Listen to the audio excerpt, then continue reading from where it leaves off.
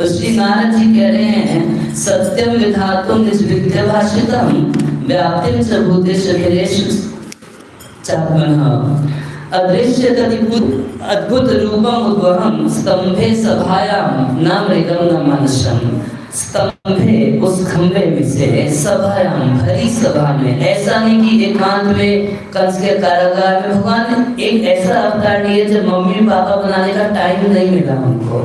राम के रूप में आए तो मम्मी पापा बनाने का टाइम था, दशरथ को कौशल्य मम्मी पापा बना। कृष्ण के रूप से आए तो मम्मी पापा बनाने का टाइम था, एक नहीं दो बना लिए, वसुदेव देवकी भी बना लिए और नंद यशोदा भी बना लिए, कई मम्मी पापा बना लिए। ऐसे अनेक अवतार लिए तो माता पिता बनाते थे। वामन देव के रूप में तो कश्यप अदिति को बना लिए, मगर एक अवतार भगवान को इमरजेंसी अवतार लेना पड़ा।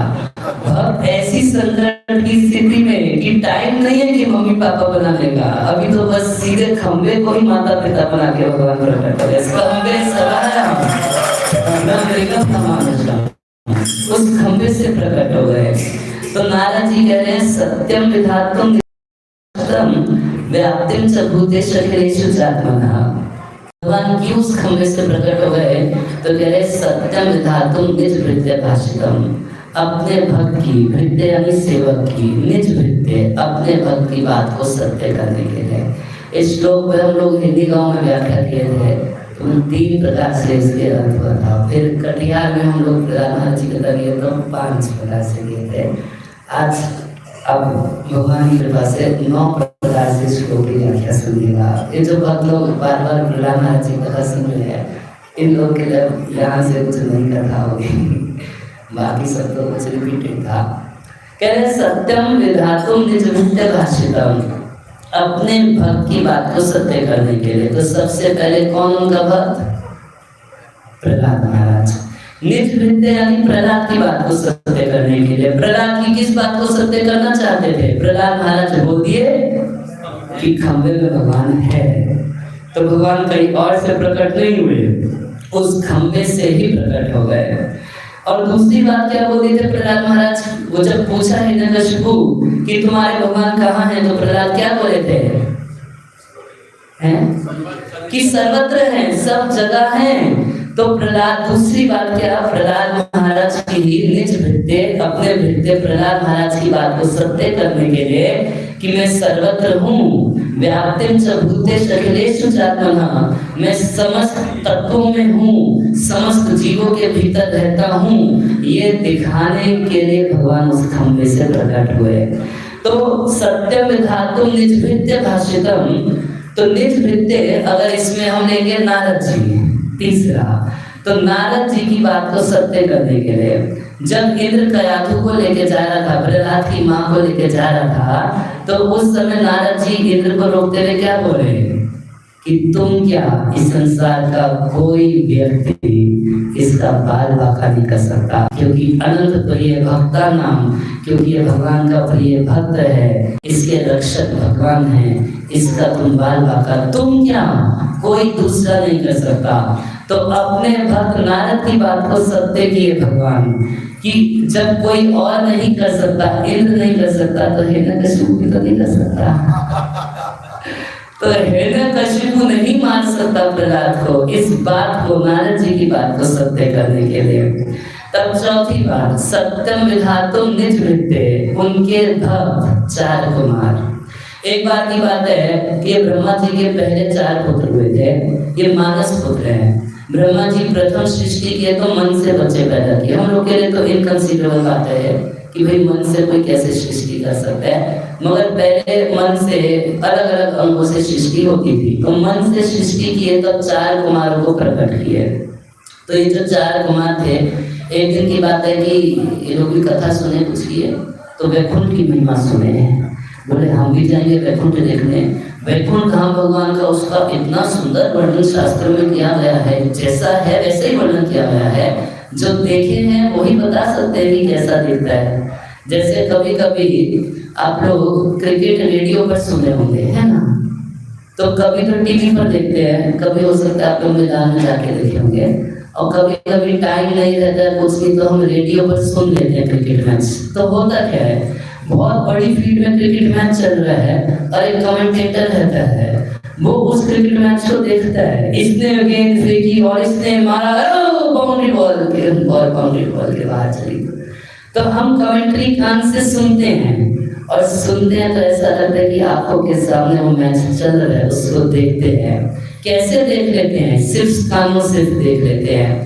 तो बिल्कुल उसी प्रकार से जिन लोगों ने भगवान को देखा है उन लोगों ने कमेंट्री दी है। वो नारद जी ने, भागवतम में, सुखदेव गोस्वामी ने, व्यास देव ने, जिसने देखा है भगवान को उसने देख देख के भगवान का वर्णन कर दिया। अब उसको सुन सुन के हमने तो चार कुमार गए वैकुंठ, बहुत वैकुंठ की महिमा सुने थे। तो जब वैकुंठ के द्वारों में प्रवेश कर रहे थे तो एक द्वार पर जय और विजय नाम के 2 द्वारपाल थे। अब आप जानते हैं चार कुमार जो हैं छोटे छोटे 5 साल के बच्चे जैसे चलते फिरते हैं। क्यों? ये बाल ब्रह्मचारी हैं तो अपने आप को सेफ रखने के लिए छोटे छोटे बच्चे जैसा रहते हैं, 5 साल के नन्हे बच्चे जैसे, सब चीज से मुक्त है। तो घूमते फिरते वैकुंठ पहुंच गए तो जय विजय एकदम रुक गए।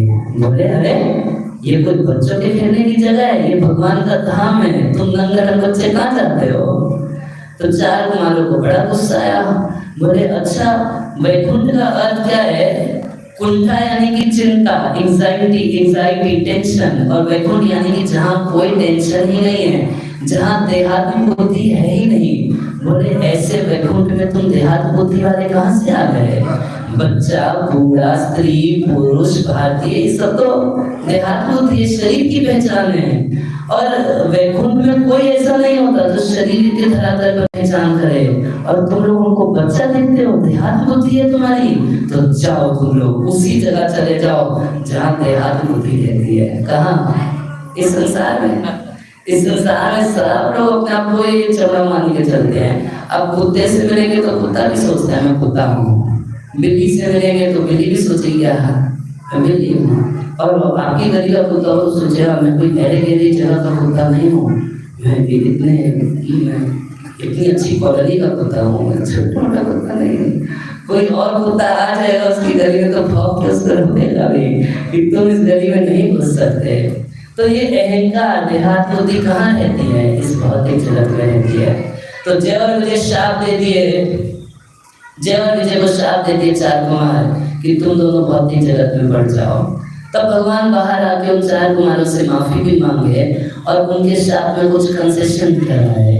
तो शाप को किस रूप में करा है कि 3 जन्मों तक वो आएंगे, और तीनों जन्म जब भी आएंगे तो भगवान ही उनका वध करेंगे और भगवान को कभी भूलेंगे नहीं।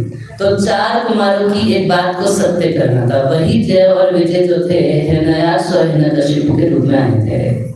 तो अब अपने निज भृत्य भाषितम, अपने भक्त चार कुमारों की इस बात को सत्य करने के लिए कि भगवान तुम्हारा वध करेंगे, भगवान उस खंभे से प्रकट हुए। सत्यम विधातुम निज भृत्य भाषितम। अब पांचवी बात क्या? निज भृत्य यानी कि ब्रह्मा, भगवान के भक्त हैं ब्रह्मा जी, हमेशा भगवान का नाम कीर्तन करते रहते हैं। गोविंदमादि पुरुषम तमहम भजामि। ब्रह्मा जी 24 घंटे नाम कीर्तन करते रहते हैं। ब्रह्मा बोले चतुर्मुखे, कृष्ण कृष्ण हरे हरे, महादेव पंचमुखे, राम राम हरे हरे। हमेशा भगवान का नाम भजन करने वाले ब्रह्मा जी भगवान के भक्त हैं। वो ब्रह्मा जी हिरण्यकशिपु को वरदान दे दिए थे, क्या? ना दिन में मरोगे ना रात को मरोगे। अब भगवान को ब्रह्मा की ये बात सत्य करनी थी, शाम को मान जाना था। वरदान दे दिए थे कि ना मनुष्य से मरेगा ना पशु से मरेगा।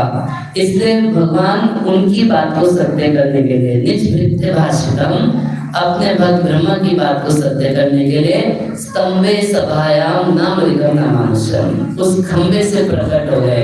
ना मनुष्य थे और ना पशु थे।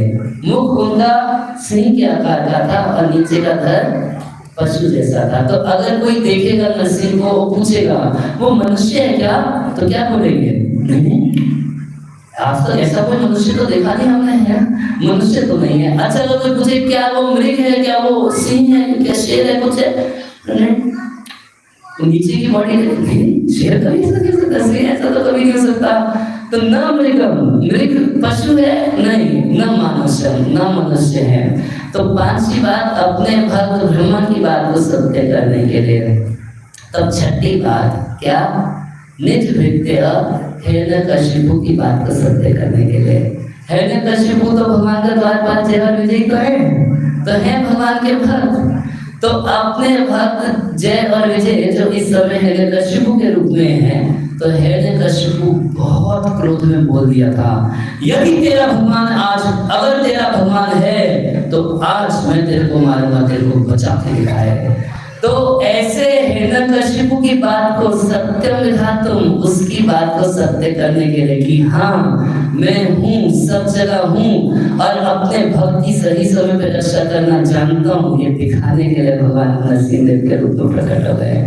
6 तब सातवा, हिरण्यकशिपु एक बात और बोला था, क्या बोला था कि लगता है इस प्रहलाद की वजह से एक दिन मुझे मरना पड़ेगा। उस बात को सत्य करने के लिए डर के मारे शंकर को बोल रहा था हिरण्यकशिपु कि ये प्रहलाद ऐसा है, इसको कितना सिखाया, किसी तरीके से सुधर के नहीं देता, लगता है ये मेरी मृत्यु का कारण बनेगा। तो भगवान बोले कि ठीक है, ये बात भी सत्य कर देते हैं, अपने भक्त की बात तो सत्य करनी पड़ेगी। तो ठीक है, प्रहलाद की वजह से ही तुमको मरना पड़ेगा। तब श्री विश्वनाथ कृपाल अर्थ करते हैं, कह रहे सत्यम विधातुम निज विद्या भाषितम, निज विद्या यानी श्रुतियां। श्रुतियां भी तो भगवान की सेवक हैं, उनकी भक्त हैं। तो श्रुतियों का वाक्य सर्वम विष्णुमयम जगत, सब जगह भगवान विष्णु हैं।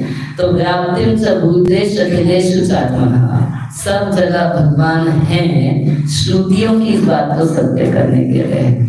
और प्रभुपाद जी एक नवा अर्थ कर रहे हैं। प्रभुपाद जी लिख रहे हैं कि सत्यम विधातुम निज भृत्य भाषितम, उसको निज निज वाक्यम मगर भृत्य भाषितम, वाक्य भगवान का है मगर बोलने वाला कौन है?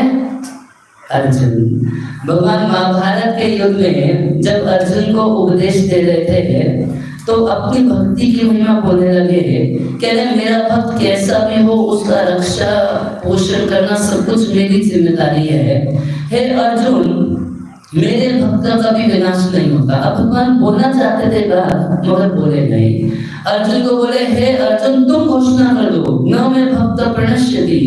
अर्जुन बोले कि कृष्ण सारी बातें गीता में आप भी बोलेंगे, एक बात मुझसे क्यों बोलना चाहते हैं? बोले कि अगर मैं बोलूंगा तो हो सकता है कि संसार के लोग सोच लें कि झूठ बोलता है, ज्यादा बोल रहा है, हो सकता है ना विश्वास करे। क्योंकि बचपन में माखन चोरी करता था, माँ पूछती थी माखन खाया, मैया मैं नहीं माखन खाया।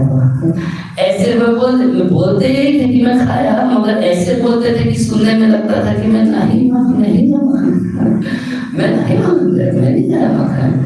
तो सब लोग जानते थे कि कृष्ण झूठ बोलते थे, माखन चोरी करके। वो सब झूठ नहीं है, वो सब झूठ भी परम सुखदायक है और सबके कल्याण के लिए है। भगवान की अगर आप झूठ बोलने की लीला सुन लेंगे तो सुखदेव गोस्वामी कहते हैं आपकी झूठ बोलने की आदत खत्म हो जाएगी। भगवान की अगर रास लीला आप सुन लेंगे, सुखदेव गोस्वामी कहते हैं कि यदि कोई धीर व्यक्ति भगवान के शुद्ध भक्त के मुख से भगवान की रास विहार की लीला सुन ले तो उसके हृदय से हमेशा हमेशा के लिए काम वासना खत्म हो जाएगी।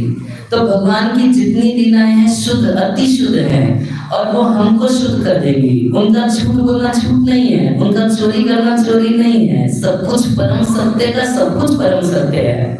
मगर भगवान बोले कि हो सकता है कि मैं बोलूं तो कोई झूठ मान लेगा। भगवान एक सौगंध खाए थे कि मैं महाभारत के युद्ध में शस्त्र नहीं उठाऊंगा।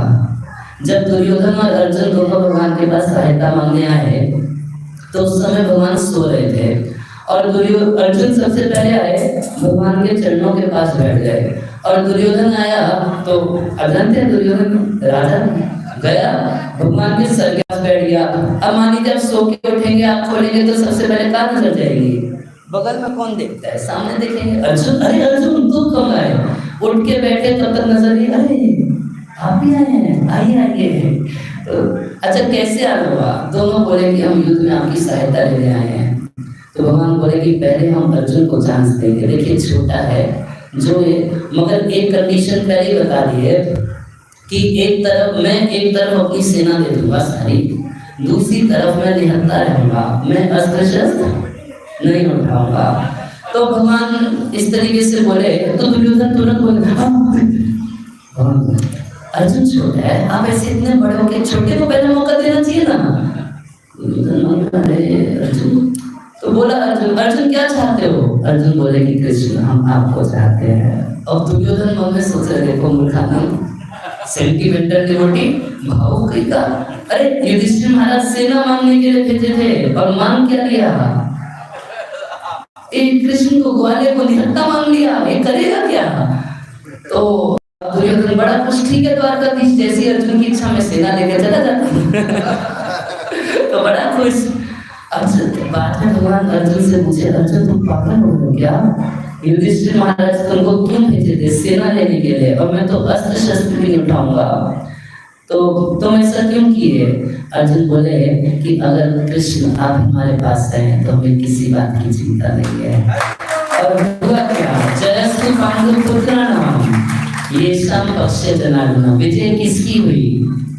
जयस्तु पांडु पुत्राणाम, पांडवों की विजय हुई। क्यों? येषां पक्षे जनार्दन। भक्त जो होता है वो भगवान को चाहता है, भगवान की पॉकेट से कुछ नहीं चाहता। इस संसार के सब लोग पॉकेट से चाहते हैं, सुख संपत्ति घर आवे कष्ट मिटे जन का, मगर भक्त जो होता है वो किसको चाहता है? वो भक्त पॉकेट पे नजर नहीं है, भक्त की नजर भगवान के ऊपर है। जब भगवान आ जाएंगे तो बाकी सब कुछ उनके पीछे पीछे चलाएगा। तो इस तरीके से अब एक दिन युद्ध में दुर्योधन गया भीष्म पितामह के पास, और भीष्म पितामह को बहुत खड़ी खोटी सुनाने लगा, आप बहुत ढीला युद्ध कर रहे हैं, अर्जुन को देखा युद्ध ठीक से नहीं कर रहे हैं। तो भीष्म पितामह से सौगंध खा लिए कि ठीक है, कल या तो द्वारकाधीश अपनी सौगंध तोड़ेंगे या फिर अर्जुन युद्ध में मरेगा। अब अगले दिन इतना युद्ध, ऐसा युद्ध कर रहे हैं, सब एक बाण पे बाण ऐसे मारे जा रहे हैं भीष्म पितामह कि अर्जुन जैसे योद्धा का पसीना छूटने लगा। तो एक मिनट रुके, पसीना पूछने लगे, भगवान पीछे होते अर्जुन ये पसीना पूछने का टाइम है, बुढ़ा मार देगा। अब भगवान समझ गए कि भीष्म पितामह आज तो अर्जुन को छोड़ेंगे नहीं, अपनी प्रतिज्ञा तोड़ दिए, उस रथ पे से कूदे और वहां पर दूसरे रथ का जो टूटा हुआ पहिया पड़ा था उसको उठा लिए और पितामह को मारने के लिए। और अर्जुन भगवान के चरण पकड़ लिए कि क्या कर रहे हैं कृष्ण, आप अपनी प्रतिज्ञा तोड़ देंगे, ऐसा मत कीजिए, बिल्कुल ऐसा मत कीजिए। और भगवान अर्जुन को घसीटते घसीटते लेके चले गए, मगर अपना मान तले तो तले पर भक्त का मान तले देखा। भगवान अपनी प्रतिज्ञा तोड़ देते मगर अपने भक्त की प्रतिज्ञा को सत्य करते ही हैं। तो अर्जुन को भगवान गीता में बोले कि अर्जुन तुम माइक ले लो और घोषणा कर दो, क्या न मैं भक्त प्रणश्यति, मेरे भक्त का कभी विनाश नहीं होता, क्योंकि मैं तो प्रतिज्ञा तोड़ देता हूँ, लोग नहीं विश्वास करेंगे, मगर लोग ये बात जानते हैं कि यदि मेरा भक्त कुछ बोल दिया तो उसको मैं जरूर करके छोड़ूंगा। तो अपने भक्त निज भृत्य निज वाक्यम भृत्य भाषितम, अपना ही वाक्य है भगवान का कि मेरे भक्त का विनाश नहीं होता, मगर उनके भक्त द्वारा कहा हुआ, अर्जुन के द्वारा कहा हुआ ये वाक्य कि भक्त का विनाश नहीं होता, इस बात को सत्य करने के लिए भगवान खंबे से नरसिंह के रूप में आ गए। सत्यम विधातुम निज भृत्य भाषितम व्याप्तिम च भूतेषु अखिलेषु चात्मना अदृश्यति अति अद्भुत रूपम उद्वहम। अति अद्भुत मतलब भगवान को हमेशा अद्भुत रूप धारण करते हैं, मगर ये इतना अद्भुत रूप था कि आज तक कभी लक्ष्मी जी भी ऐसा रूप नहीं देखी थी। जब नरसिंह हिरण्यकशिपु को मार दिए उसके बाद ब्रह्मा सारे देवता सब लोग भगवान को प्रसन्न कर रहे थे, शांत कर रहे थे गुस्सा। जब कैसे भी गुस्सा शांत नहीं हुआ तो लक्ष्मी जी को भेजे। ब्रह्मा जी बोले लक्ष्मी जी पत्नी क्या है तो